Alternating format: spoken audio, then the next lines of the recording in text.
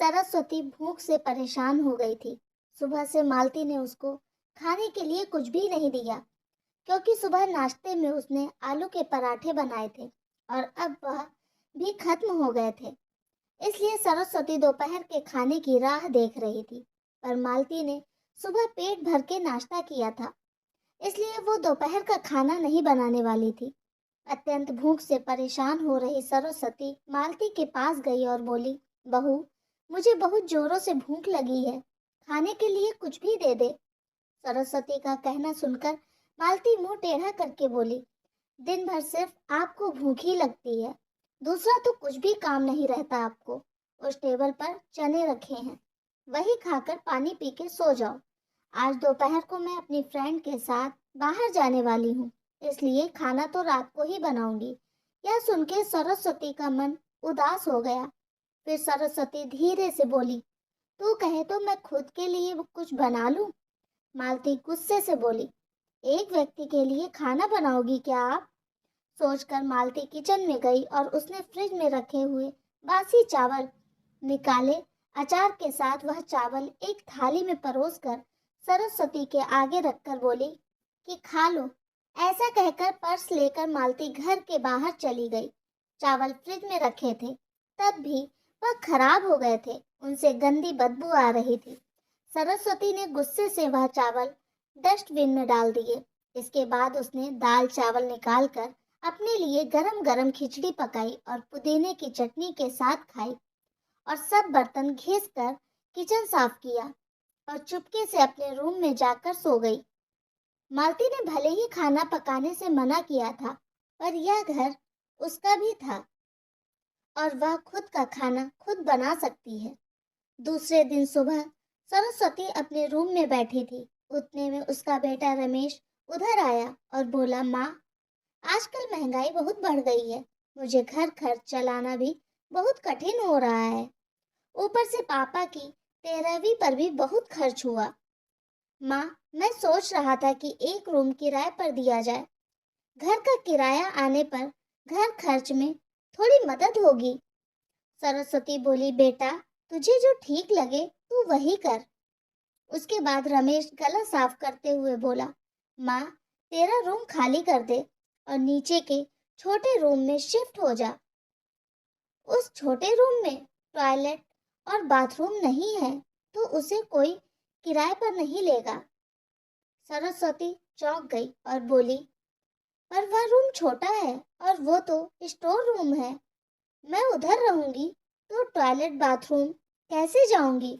रमेश बोला, माँ, तू आनंद के टॉयलेट में जाया कर, तू तो घर में ही रहती है ना। जिसको हम रूम किराए पर देने वाले हैं उसको तो सारी सुख सुविधा तो चाहिए ना। वैसे भी यह रूम भी बहुत बड़ा है, पापा के जाने के बाद तुझे इतने बड़े रूम की क्या जरूरत है? सरस्वती कुछ क्षण शांत रही और सोचने के बाद बोली, टेरेस पर जो रूम है वह भी हम किराए पर दे सकते हैं, उस रूम में सब सुख सुविधा है। उस पर रमेश बोला, नहीं माँ, वह रूम हम किराए पर नहीं दे सकते, वह अपने मेहमानों के लिए रखा है। तुझे तो अच्छे से पता है कि मालती के मायके वालों का आना जाना चालू रहता है, इसलिए एक्स्ट्रा रूम मेहमानों के लिए रखना पड़ेगा। सरस्वती सब समझ गई थी कि बेटे ने तो उसका ही रूम किराए पर देने का निर्णय लिया है, क्योंकि वह बुढ़ापे में बेटे और बहू पर आश्रित थी। इसलिए रमेश ने जो कहा उस पर सरस्वती ने ज्यादा विरोध नहीं किया। उसने अपना थोड़ा सामान लिया और छोटे रूम में शिफ्ट हो गई। उधर पुराने छोटे रूम में उसका जी घुट रहा था, तब भी वहां उस रूम में दिन काट रही थी। नया किराएदार आया था, सब पहले जैसा चल रहा था। घर में आए हुए किराएदार का नाम अशोक था, एक एनजीओ में काम करता था। वह हर रोज मालती और रमेश सरस्वती के साथ कैसा सलूक करते थे वह देखता था। वह देखकर उसको बहुत बुरा लगता था। धीरे धीरे सरस्वती अशोक को अपने बेटे जैसा मानने लगी। अशोक भी आते जाते सरस्वती का हाल चाल पूछा करता था और उसका ख्याल रखता था। रमेश और मालती को सरस्वती से कुछ लेना देना नहीं था। मालती बचा हुआ खाना उसकी थाली में रखकर जाती और बेटा तो उसकी तरफ देखता भी नहीं था। सरस्वती तो पहले ही समझ चुकी थी कि उसका बेटा अब पहले जैसा नहीं रहा, वह बदल गया है। फिर भी वो आंखें बंद करके किसी पालतू पशु जैसी उस घर में रहती थी, क्योंकि बुढ़ापे में उसको दूसरा किसी का सहारा नहीं था। रोटी के दो टुकड़ों के लिए उसको उनके सहारे रहना पड़ रहा था। कभी कभी सरस्वती को बहुत रोना आता था। सरस्वती अशोक को अपने मन की बातें बताने लगी। उनके पति की मौत बेटे की लापरवाही से हुई थी, पर वो ज्यादा नहीं बोल पा रही थी। जब पति काम पर चले जाते थे, तब घर में हम दोनों को बहुत मान सम्मान मिलता था। जब वह काम करने में असमर्थ हो गए, तब रमेश को उन्होंने घर खर्च में मदद किया कर ऐसा कहा। यह बातें रमेश के मन को बहुत लगी। तब तक पति घर चला रहे थे। रमेश अपने सब पैसे बचा लेता था, पर अब शर्म से और मजबूरी में उसको घर खर्च चलाना पड़ रहा था। धीरे धीरे माँ बाप का खर्च उसको बोझ लग रहा था, लेकिन वह स्पष्ट रूप से कुछ भी नहीं कह सकता था। इसी बीच पति का स्वास्थ्य बहुत बिगड़ गया और वह चल बसे। डॉक्टर के पास जाने से पता चला कि उनको निमोनिया हुआ था। डॉक्टर थोड़ी महंगी दवाई लिख कर देते थे, तो रमेश पैसे बचने चाहिए, इसलिए रमेश आधी दवाई लेकर आता था। शुरू में पति का स्वास्थ्य सुधर गया था, तब रमेश ने उनकी गोलियां औषधि बंद कर दी थी। पति भी इन चीजों पर ज्यादा ध्यान नहीं देते थे, लेकिन एक रात में उन्हें सांस लेने में बहुत परेशानी हुई। सरस्वती बहुत घबरा गई और वह भाग भाग के गई और रमेश के कमरे का दरवाजा ठोकने लगी और कहने लगी कि पापा का स्वास्थ्य बहुत बिगड़ गया है, चलो हम उन्हें डॉक्टर के पास लेकर जाते हैं। उस पर रमेश बोला, माँ मुझे अब सोने दे, मुझे बहुत नींद आ रही है, हम सुबह पापा को डॉक्टर के पास लेकर जाएंगे। ऐसा कहकर उसने दरवाजा बंद कर लिया था। सरस्वती रात भर पति के तकिए के पास चिंतित बैठी रही। कभी छाती को तेल लगाकर मालिश कर रही थी, तो कभी भाप दे रही थी, पर भगवान को कुछ अलग ही स्वीकार था। सुबह तक उनकी मृत्यु हो गई थी। घर में कब्रिस्तान जैसी शांति थी। रमेश रोने का नाटक करने लगा। मालती तो ऐसे रो रही थी कि जैसे उसको वास्तव में ससुर चले गए। इस बात पर बहुत दुख हो रहा हो। सबसे ज्यादा धक्का लगा सिर्फ सरस्वती को, पर वह कुछ बोल नहीं पा रही थी। सरस्वती की आंखों से अश्रु आ रहे थे और उसके ओठ थर थर कांप रहे थे, जैसे कि वो कहना चाहती हो कि अब रोकर नाटक क्यों कर रहे हो, मेरे पति की मौत के आप दोनों जवाबदार हो। पर वह कुछ बोल नहीं पाई। क्रियाक्रम कर दिया गया। सरस्वती के दिमाग में हमेशा एक बात चलती थी, रमेश ने लापरवाही नहीं की होती तो आज मेरे पति जिंदा होते। उनकी मौत के बाद मालती और रमेश का व्यवहार बहुत बदल गया था। सरस्वती को भी उनके व्यवहार की आदत पड़ गई थी, इसलिए वह उनकी तरफ से कोई भी अपेक्षा नहीं रखती थी, पर उसका मन उसे अंदर ही अंदर उसे खाए जा रहा था। ऐसी औलाद को सबक भी नहीं सिखा सकती। एक दिन उनका किराएदार अशोक उसके पास आया और सरस्वती को कुछ बातें उसने समझाई। वह बातें सुनकर सरस्वती की आंखों में एक नई उम्मीद जगी।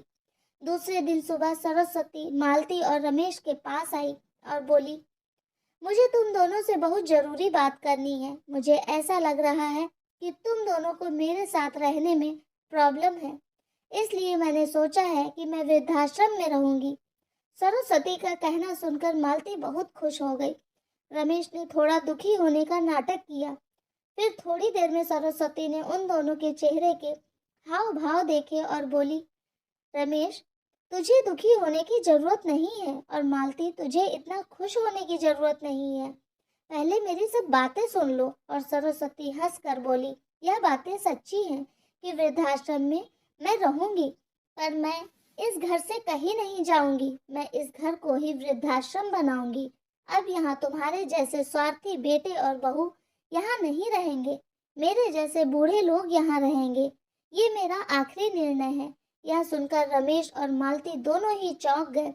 रमेश और मालती एक दूसरे की तरफ देखने लगे। उन दोनों ने सोचा था कि सरस्वती घर छोड़कर चली जाएगी तो वह दोनों खुशी से रहेंगे। उनको लगा था कि अब उनको सरस्वती की जवाबदारी लेनी नहीं पड़ेगी। उसका ख्याल नहीं रखना पड़ेगा। पर इधर तो सब उल्टा हो गया था। सरस्वती का कहना सुनकर रमेश गुस्से से बोला, माँ, तेरा दिमाग तो ठीक है ना? इस घर पर मेरा अधिकार है, फिर तू इस घर को कैसे वृद्धाश्रम बना सकती है? तू भूल रहा है बेटा, अभी तक ये घर मेरे ही नाम पर है। सरस्वती गुस्से से बोली, तुम दोनों ने मुझे बहुत परेशान किया है, छोटी छोटी बातों पर मेरा अपमान किया है, बीमारी के वक्त भी मुझ पर ध्यान नहीं दिया, खाने पीने के लिए भी मुझे बहुत तरसाया। तेरे पिताजी भी मुझे छोड़कर चले गए। अगर मैंने कठोर निर्णय नहीं लिया तो मेरा भी वही हाल होगा जो तुम्हारे पापा का हुआ था। इसलिए मैंने सोचा है कि बेटे के झूठे प्यार के जाल में फंसने से अच्छा मैं अपने बारे में सोचूं। रमेश घुटनों पर आकर बोलने लगा, माँ, मुझे माफ कर दे।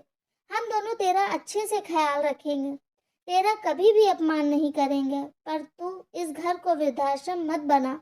माँ, थोड़ा सोच कर तो देख, हमारा क्या होगा? सरस्वती ऊंची आवाज में बोली, मैंने और तेरे पापा ने तुझे अच्छे संस्कार दिए थे, फिर भी तूने सिर्फ तेरे परिवार के बारे में ही सोचा, हमारा नहीं।